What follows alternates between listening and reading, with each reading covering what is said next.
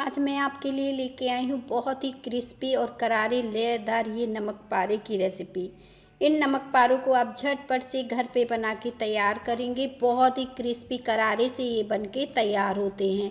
एक एक लेयर देखें आप बिल्कुल खुल के आ रही है। तो चलिए बिना देर किए शुरू करते हैं नमक पारे बनाना, जो कि झटपट से बन के तैयार हुए हैं। इसे बनाने के लिए सबसे पहले आपको एक बर्तन लेना है और इसमें डालनी है 2 कप मैदा। अगर आप मैदा नहीं डालना चाहते हैं तो यहाँ पे 1 कप मैदा और 1 कप गेहूं के आटे का भी इस्तेमाल कर सकते हैं। पूरे नमक पारे बनाने के लिए मैंने यहाँ पे 2 कप मैदा डाली है। साथ में हम इसमें डालेंगे अपने टेस्ट के हिसाब से नमक। और ये नमक पारे आप स्टोर भी कर सकते हैं, जल्दी ख़राब नहीं होते हैं और खाने में भी बहुत ही क्रिस्पी करारे से रहते हैं। तो बस इसमें नमक डाला है और अच्छे से मैंने मिला दिया है। अगर आप इसमें कोई फ्लेवर देना चाहते हैं तो दे सकते हैं, जैसे अजवाइन डाल सकते हैं, जीरा डाल सकते हैं, लेकिन मैंने कुछ भी नहीं डाला, एकदम सिंपल बनाया और बहुत ही अच्छे ये पतले पतले बिल के तैयार हुए थे और एकदम क्रिस्पी से बनते हैं। तो बस इसमें 3 चम्मच आपको घी डालना है। घी या तेल कुछ भी ले सकते हैं, आप रिफाइंड भी ले सकते हैं। और इसमें बहुत ज़्यादा मोयम नहीं लगाना है। देखिए मैंने 3 चम्मच डाला, फिर इसके बाद मैंने पानी डाल दिया। इसे हमें चेक भी नहीं करना है, बहुत ही इजी रेसिपी है ये। और अब हम इसे इसका एक डो लगा के तैयार करेंगे। डो को थोड़ा सा टाइट लगाएंगे, बहुत ज़्यादा टाइट नहीं लगाएंगे ताकि बेलने में आसानी हो। तो बस इस तरह से कंबाइन करते हुए डो को लगा के तैयार कर लेते हैं। और देखें डो लग गया है तो थोड़ा सा आप इस पर तेल डाल के अच्छे से चिकना कर लीजिए। जैसे ही इसको मसल मसल के अच्छे से चिकना करेंगे तो ये चिकना हो जाएगा, क्योंकि हम इस डो को ना रेस्ट नहीं कर रहे हैं, रख रहे हैं रेस्ट के लिए। तो बस इस तरह से इसमें तेल डाल के चिकना करके और बस इसकी लोइयाँ बनाना शुरू कर देंगे। और इतने से ही आपके नमक पारे बहुत ही स्वादिष्ट और बढ़िया बनके तैयार होंगे। अब डो तो हमारा लग चुका है, देखें इस तरह से मैंने डो लगा लिया है और ये चिकना मुलायम भी हो गया है।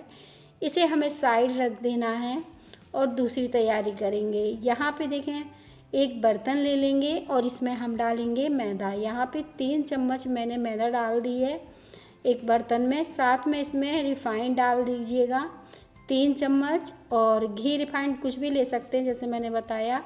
अच्छे से मिक्स कर लेंगे। और देखें इस साटे को हमें लगाना है, इसलिए इसको बना के हमें साइड रख लेना है। और इस तरह से क्रीमी क्रीमी ये गाढ़ा सा बन के तैयार होता है। तो बस इस साटे को साइड रख लेते हैं। और जो आटा हमने लगाया था अब हम इसकी लोइयाँ तोड़ लेते हैं। तो आपको बहुत बड़ी लोइयाँ नहीं बनानी है, जितनी रोटी के लिए लोई लेते हैं उससे थोड़ा सा बड़ी रखना है। इस तरीके से इतने आटे की मैं 6 लोइयाँ बना के तैयार कर रही हूँ। और ये देखें 6 लोइयाँ यहाँ पे तैयार हो गई हैं। इन्हें हमें सिर्फ बेलना है। अब तो इसको हमें बेलने के लिए पहले थोड़ा सा हम इस आटे को मसल के गोल कर लेंगे। अगर आपको लगे ये चिपक रहा है तो आप तेल लगा सकते हैं, या फिर सूखा मैदा थोड़ा सा इसके ऊपर से इस तरह से डाल के इसे बेल सकते हैं। तो जैसी सुविधा हो वैसा कर सकते हैं, क्योंकि कोई मुश्किल नहीं है। इसको अब हमें रोटी के जैसे बेलना है। बहुत ही आसान ये रेसिपी है, एकदम पतली बढ़िया हम बेल के तैयार करेंगे। और जितनी बड़ी छोटी आप बेलना चाहते हैं बेल सकते हैं। तो बस इस तरह से बेल के तैयार कर लेना है, एकदम पतली पतली। अब देखें इस रोटी को मैंने कितना पतला रखा है, मैं आपसे पास से दिखा दे रही हूँ कि ये रोटी देखें बिल के तैयार हो गई है और बहुत ही पतली है। इसे आप जब उठाएंगे तो देखिए कुछ इस तरह से उठ के तैयार होगी।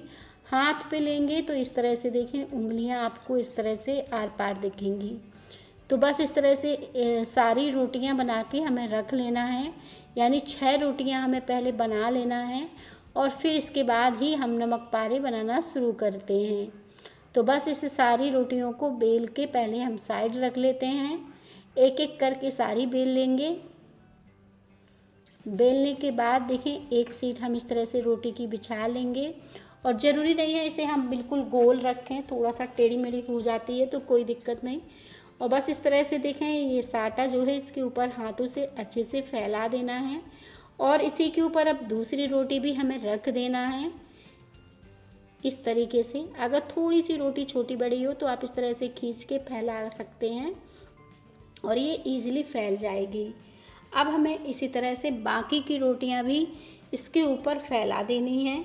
तो इस साटे को लगाते जाना है और बाकी की रोटियां इसी के ऊपर रखते जाना है।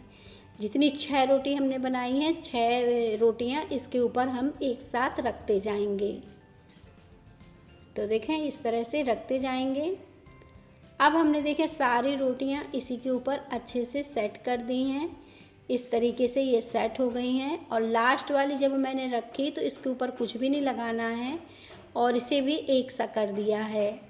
अब ये सारी देखें 6 रोटी मैंने लगा के तैयार कर दी हैं। चाकू की सहायता से आपको इसके किनारे कट कर लेने हैं और फिर इस तरह से पीसेस में कट करना है। ईज़िली ये पीस कट के तैयार हो जाएंगे।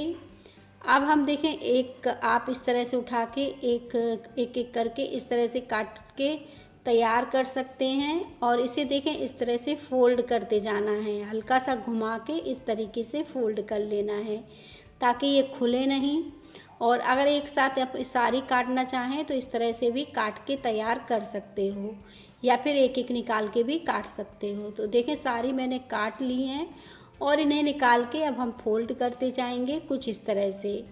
तेल गरम करने के लिए रख देंगे। हल्का तेल गरम होगा तो इन्हें डाल देंगे। ये काफ़ी लेयरदार बनती हैं तो इन्हें एक साथ ज़्यादा नहीं डालेंगे। 4 से 5 आप इस तरह से डाल सकते हैं और अब इन्हें हम सिकने देंगे जब तक कि ये तैर के ऊपर ना आ जाएं। तो बस इस तरह से धीमी आंच में बढ़िया से हमें इन्हें सेक के तैयार करना है। अब ये देखें तैर के ऊपर आ गई हैं तो इन्हें एक एक करके हम पलट देंगे। इस तरीके से हमें पलट पलट के अच्छे से सेक लेना है। जैसे जैसे सिकती जाएंगी हम निकालते जाएंगे और इनका एक लाल सा हल्का सा कलर जब चेंज होगा तभी हमें निकालना है। अब हम बाकी की भी सेक के तैयार कर लेते हैं। अब देखें ये भी तैर के ऊपर आ गई हैं। बहुत ही लेयरदार और पतली पतली ये बनके तैयार हुई हैं। ये खाने में बहुत ही क्रिस्पी सी लगती हैं। आप इन्हें चाय के साथ खाइए तो चाय का मज़ा दोगुना और भी बढ़ जाता है। तो बस ये देखें नमक पारे हमारे बनके तैयार हो गए हैं।